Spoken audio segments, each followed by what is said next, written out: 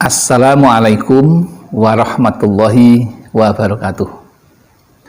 Bismillahirrahmanirrahim. Alhamdulillahirabbil alamin. Rabbis shrahli sadri wa yassirli amri wahlul 'uqdatam min lisani yafqahu qauli. Amma ba'd. Jamaah Al-Fatih Channel yang dirahmati oleh Allah. Pertama, mari kita bersama untuk selalu bersyukur kepada Allah Subhanahu wa Ta'ala yang telah melimpahkan rahmatnya dan nikmatnya kepada kita, sehingga pada hari ini kita dipertemukan dalam keadaan sehat walafiat, tak kurang suatu apapun. Maka mari kita syukuri dengan mengucapkan kalimat tahmid, alhamdulillahirabbil alamin. Salawat dan salam semoga tercurah keharibaan Nabi Muhammad sallallahu alaihi wasallam, Nabi yang kita rindukan syafaatul uzmanya ketika kita di dunia dan di akhirat nanti. Selanjutnya, seperti biasa, ingin kami berbagi tentang ilmu yang insya Allah bermanfaat bagi kita bersama. Lantas apa yang akan dibagikan? Yaitu yang berjudul bersolawat dan berdoa minta rezeki tetap saja terhambat karena melakukan perbuatan ini. Mengapa demikian? Orang beriman dimanapun dan kapanpun ia berada akan selalu melengkapi dirinya dengan bersolawat dan berdoa kepada Allah Subhanahu wa Ta'ala, karena ia merasa selalu bersama dengan Allah dan ia selalu ingin menghubungkan dirinya kepada Allah Subhanahu wa Ta'ala. Bahkan tidak hanya itu, di dalam sholat pun kita harus selalu ingat kepada Allah dalam rangka mencari ridhonya, menjalankan perintahnya, dan karena takut akan siksa-siksanya.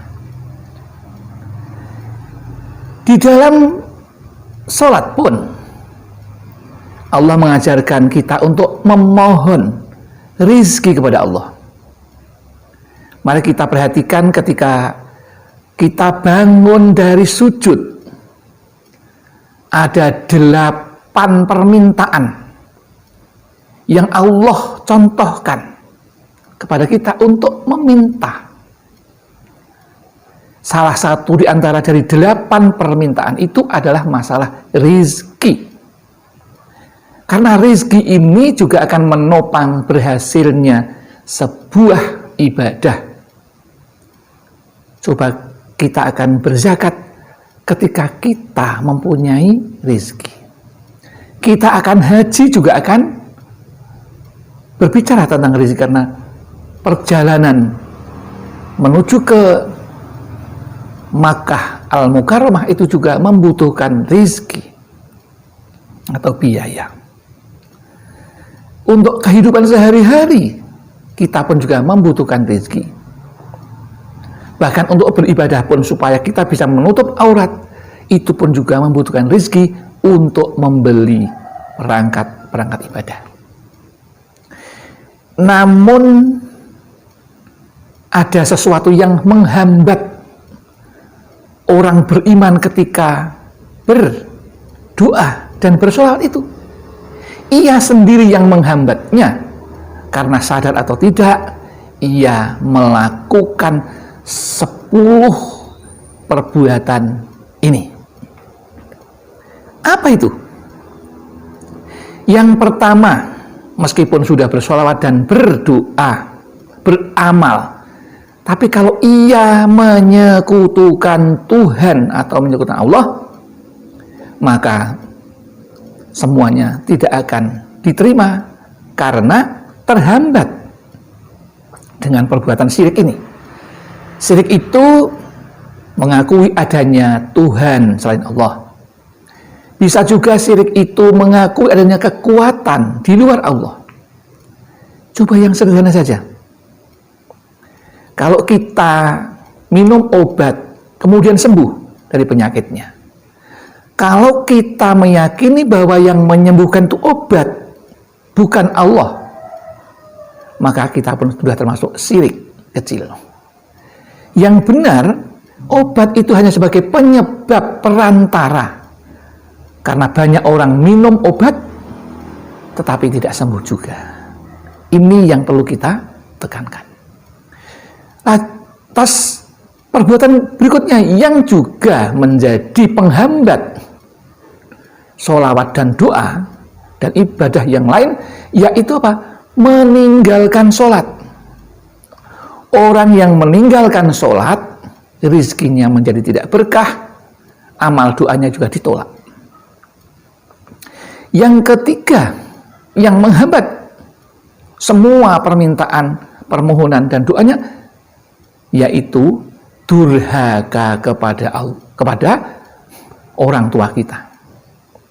Allah sudah melarang jika kita mengucapkan kata hus, itu sudah dilarang, apalagi yang lain. Karena di dalam hadis Rasulullah disebutkan, jika seorang anak lupa berdoa untuk orang tuanya, niscaya rizkinya akan terhenti. Itu luar biasa. Hadis riwayat Al-Imam. Ini yang ketiga. Sedangkan yang keempat sekarang, faktor yang keempat, yaitu ketika seseorang berdoa, berselawat tetapi melakukan perbuatan zina, itu juga akan ditolak, menghambat. Karena satu kali berbuat zina, maka 40 tahun tidak diterima amal dan doanya. Kemudian yang kelima, apa nih? Memakan rizki yang haram. Satu suapan saja itu akan membuat doa kita tertolak selama 40 hari. Yang keenam, yaitu mengkonsumsi minuman keras dan sejenisnya, sabu, ganja, sama.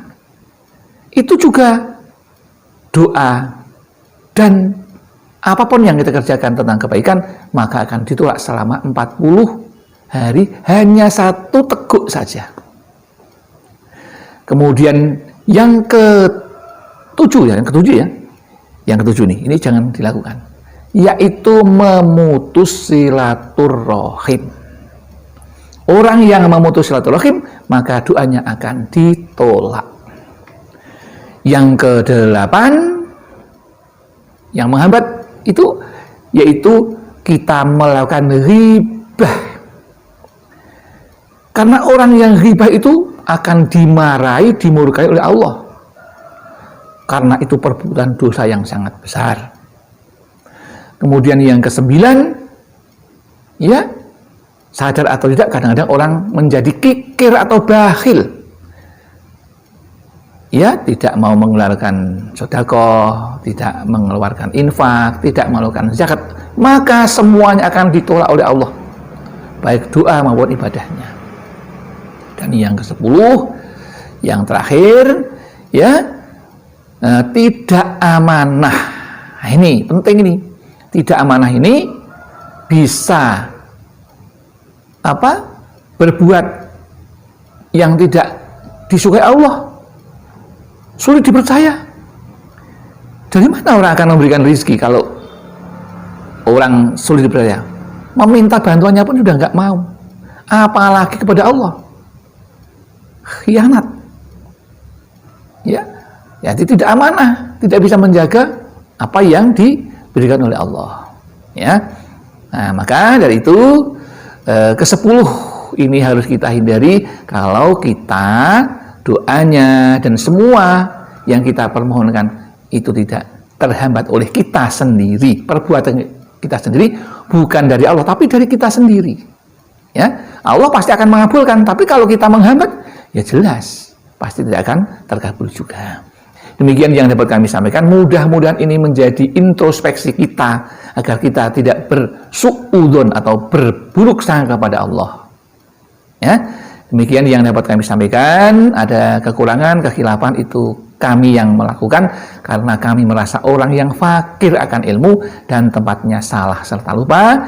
Namun barangkali ada benarnya, itu semua milik Allah. Ya, dan akhirul kalam. Billahi taufik wal hidayah wal inayah wal barakah. Assalamualaikum warahmatullahi wabarakatuh.